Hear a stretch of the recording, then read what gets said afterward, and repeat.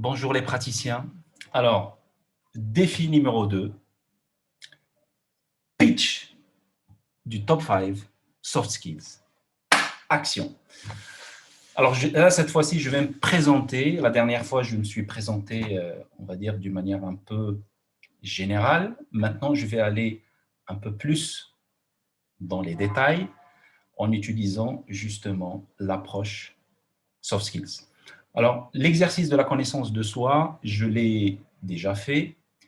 Je le pratique aussi en mode coaching, mais avec différentes lectures, avec des prismes, on va dire, différents. Par exemple, on va travailler sur le système des valeurs, on va travailler sur nos drivers, on va travailler sur les croyances, on va travailler, par exemple, sur la dynamique comportementale et motivationnelle. Quelles sont mes motivations intrinsèques, mes motivations primaires, quelles sont mes motivations extrinsèques, mes motivations secondaires. Donc, on va travailler sur la connaissance de soi à travers ces différents points. Maintenant, la connaissance de soi que j'ai trouvée dans ce programme praticien en soft skills, c'est-à-dire aller chercher les top 5 de nos soft skills et avec ce déroulé qu'on a fait et que Jérôme nous a donné pour aller travailler d'abord sur une première étape, l'introspection, une deuxième étape, l'intelligence collective, et puis une troisième étape, aller faire un gros zoom sur les différentes compétences transverses ou ces soft skills qu'on a l'habitude de travailler ou de faire. Ça, j'ai trouvé ça très intéressant et très pertinent parce que ça nous fait prendre conscience, en tout cas, moi je l'ai vécu comme ça personnellement, ça m'a fait prendre conscience qu'on peut aussi mieux se connaître, voire connaître une partie de soi pour encore aller chercher une meilleure version de soi-même à travers ce prisme des soft skills. Et ce que j'ai découvert des choses vraiment intéressantes dans cet exercice. Et là, je vais arrêter le suspense et je vais vous parler tout de suite de mes 5 compétences, mes top 5 soft skills que j'ai pu découvrir en faisant cet exercice. Alors, c'est parti. La première compétence que j'ai trouvée dans mes soft skills ou mes top 5 des soft skills, que j'ai l'habitude d'utiliser peut-être d'une manière complètement inconsciente, et maintenant je commence à mettre des mots dessus. La première compétence, c'est l'humour. Alors, l'humour, d'après ce que j'ai pu découvrir, c'est quelque chose que j'ai l'habitude d'utiliser. Des fois, je l'utilise d'une manière complètement inconsciente et involontaire. Des fois, je vais l'utiliser d'une manière complètement consciente parce que ça fait partie de mon travail quand je fais, par exemple, une séance de coaching, une séance d'hypnose avec une personne qui ramène, par exemple, un sujet assez lourd. Alors, l'humour, je l'utilise, par exemple, tout simplement quand il s'agit d'une séance d'accompagnement. C'est quand la personne, par exemple, va être dans une charge émotionnelle assez élevée, elle ramène du lourd, et puis moi, je suis en train de l'écouter. Je vais parler d'une autre compétence tout à l'heure, qui fait partie aussi de mes top 5, soft skills bien sûr. Et là, pour justement casser cette énergie désagréable qui commence à monter et puis faire en sorte que cette charge émotionnelle va baisser ou va s'arrêter, j'utilise l'humour pour faire ce qu'on appelle une rupture de pattern. Alors, la rupture de pattern, je suis en train d'écouter une personne et je vais, par exemple, lui dire quelque chose qui n'a rien à voir avec ce qu'elle est en train de me raconter. Par exemple, une personne qui est en train de me dire, voilà, elle raconte, et puis je vais lui dire, avec un air très sérieux, et ce matin, tu as pris quoi comme petit-déj? Puis la personne, elle va sortir de sa transe parce que quel est le rapport petit-déj? Moi, je te raconte un truc très sérieux, très lourd. La personne, elle est tellement un peu déstabilisée. Quel est le rapport? Je lui dis aucun. Et là, c'est là où la personne commence à sentir que c'est comme si il y a besoin de faire stop de toute cette charge émotionnelle désagréable. Et ça, très souvent, l'effet rupture de pattern, ça fait rire la personne. Et donc, l'humour, je l'utilise d'une manière complètement consciente dans ces cas-là. Alors, l'humour, je l'utilise aussi dans d'autres contextes. Je peux l'utiliser dans un contexte complètement amical. Je suis dans une partie de golf avec des amis, on est en train de jouer et puis ils savent très très bien qu'à un certain moment, ils ne savent pas le trou, est-ce que c'est le premier ou c'est le deuxième, ou c'est le 14e ou 18e, où je vais lancer la blague, mais ils savent très bien que je vais la lancer. Et en général, ça fait détendre un petit peu l'atmosphère parce que des fois, il y a des enjeux. Et puis, juste l'idée d'utiliser l'humour dans ces contextes-là, ça apaise.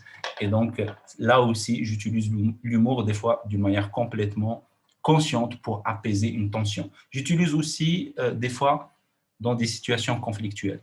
Donc, bref, la première compétence que j'ai dans mes top 5, c'est l'humour. Deuxième compétence, c'est la négociation. Alors, la négociation, c'est une soft skill que j'ai l'habitude d'utiliser depuis très jeune. Ça, je pense, je l'ai mimée ou je l'ai apprise de ma mère. Ma mère, en fait, elle négocie tout. Mais alors là, tout. Donc du coup, j'ai capté en fait cette compétence et j'ai commencé à l'utiliser très très jeune. Donc je négociais en fait tout quand je fais du troc ou quand je fais des transactions commerciales. Après, dans mon business, j'ai continué à la développer, mais cette fois-ci d'une manière un peu plus, on va dire, adulte, plus subtile. Et donc, mais toujours dans une recherche d'une solution gagnant-gagnant, toujours dans une recherche aussi, des fois, d'apaiser des situations conflictuelles. Donc, la négociation, des fois, j'ai senti que quand j'ai fait un peu l'analyse et le travail, où est-ce que j'utilise avec la belle méthode STARS qui nous permet justement de faire un bon zoom sur ces compétences, à quel moment je l'utilise cette négociation, j'ai senti que je l'utilisais aussi quand on est dans une situation conflictuelle.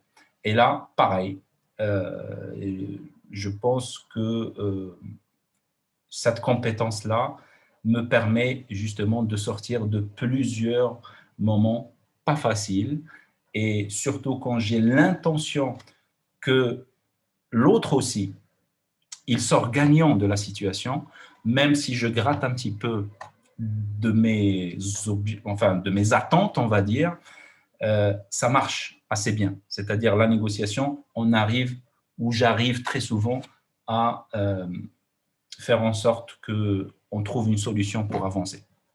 Deuxième compétence. Troisième compétence, là je triche un petit peu, je regarde ma mind map, donc je suis en train de lire la négo et là je vais passer à l'adaptabilité. Là, j'ai la feuille en face de moi et de temps en temps, je baisse mes yeux juste pour regarder j'en suis où dans ma belle mind map soft skills qui parle de moi.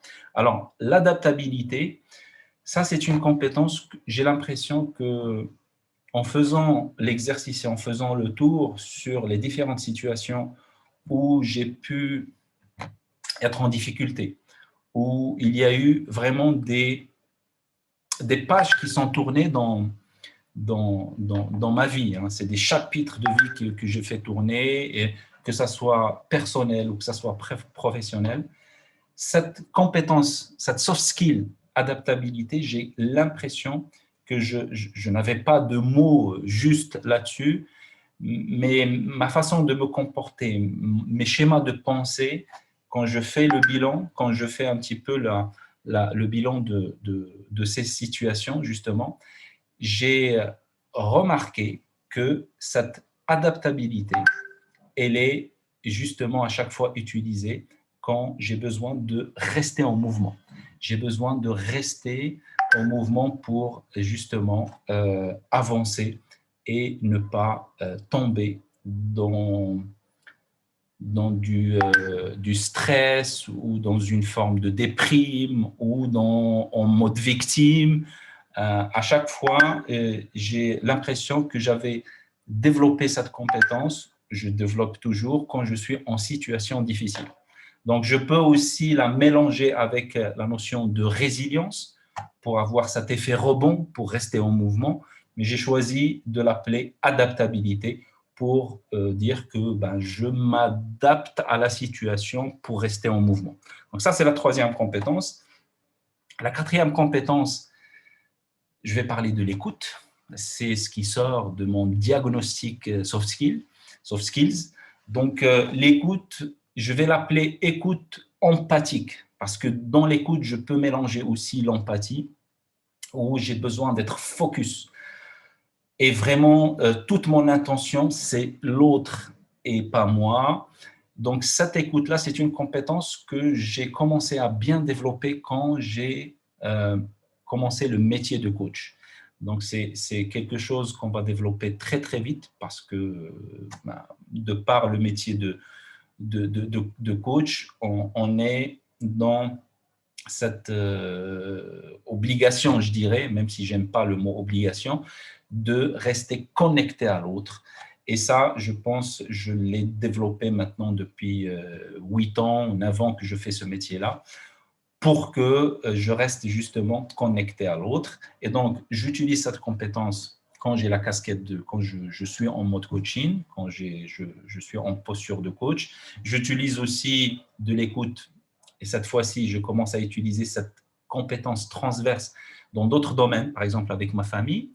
Chose, au départ, quand j'ai démarré cette expérience de couple, mariage, enfant et tout ça, je n'étais pas du tout dedans. J'étais vraiment centré, très centré sur un petit peu sur soi. Et petit à petit, j'ai commencé justement à développer cette notion d'écoute. Je ne savais pas que ça s'appelait l'écoute par la force des choses.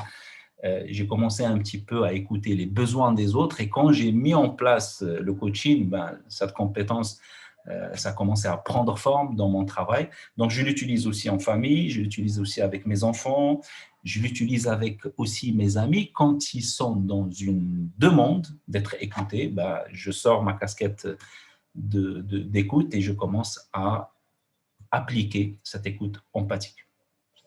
Et puis, la 5e compétence, et là, je l'ai laissée en dernier parce que c'est quelque chose que j'aimerais encore développer en profondeur, c'est cette notion de cette soft skill de leadership.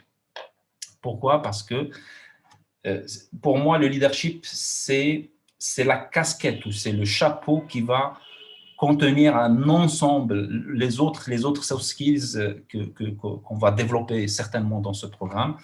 Pour moi, le leadership, c'est vraiment la compétence en fait qui prend toutes les autres. Donc, pour pouvoir impacter les autres et pour le faire d'une manière vraiment bien, il va falloir travailler sur soi, il va falloir se connaître, il va falloir vraiment faire un travail profond de self-leadership avant de pouvoir impacter les autres. Donc, pour moi, le leadership, je l'ai mis dans le top 5 parce que j'ai mon focus en ce moment dessus.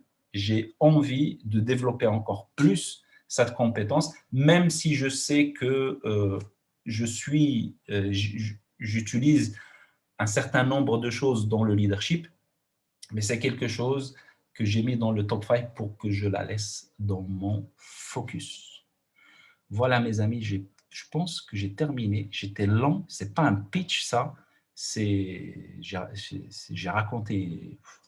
Bon, je vais arrêter l'enregistrement. Je n'ai pas envie de la refaire. Et j'avais juste envie d'être vraiment moi-même et de vous balancer tout ça. Et voilà, j'avais envie de partager tout ça avec vous. Voilà, mes chers praticiens, je vous souhaite une agréable et magnifique journée. Bye bye.